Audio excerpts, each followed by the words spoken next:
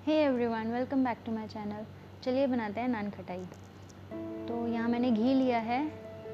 जितना घी उतना ही चीनी और उतना ही मैदा लेना है। तो घी और चीनी को सबसे पहले हम मिक्स करेंगे। देर तक इसे मिक्स करना है ताकि ये फ्लफ़ी और सॉफ्ट हो जाए।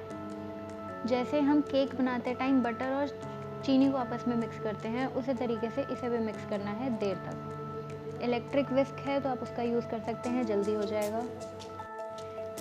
इसके इंग्रेडिएंट्स का जो मेजरमेंट है वो बहुत ही सिंपल है। उसके लिए हमें कोई मेजरिंग कप या स्पून की ज़रूरत नहीं है। जितना चीनी उतना ही घी और उतना ही मैदा, और जितना मैदा उसका आधा बेसन और उसका आधा सूजी। Very simple.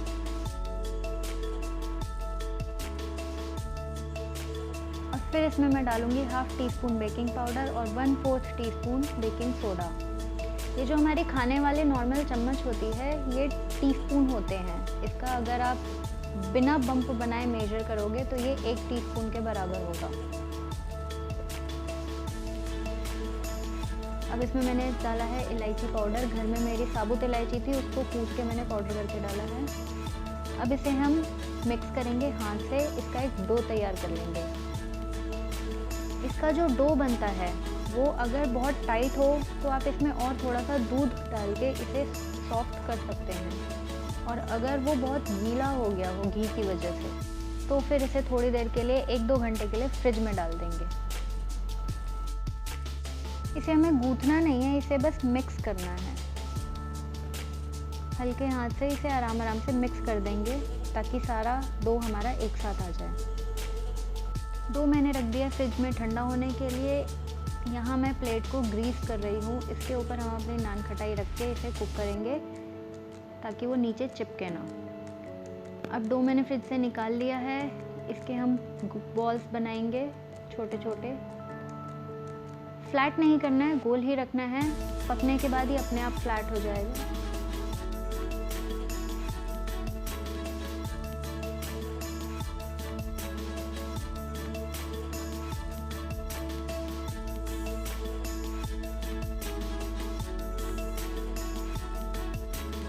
ध्यान हमें इस बात का रखना है कि इन बॉल्स के बीच में आपस में स्पेस हो, ताकि जब नान खटाई फूले तो वो आपस में चिपके ना।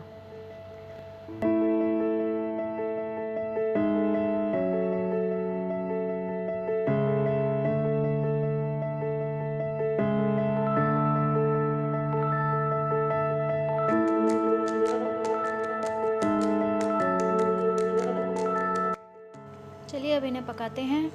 उसके लिए मैंने कढ़ाई में नमक डाल के बीच में एक सेंटर में कटोरी डाल के इसे गर्म होने के लिए रखा हुआ था 10 मिनट पहले।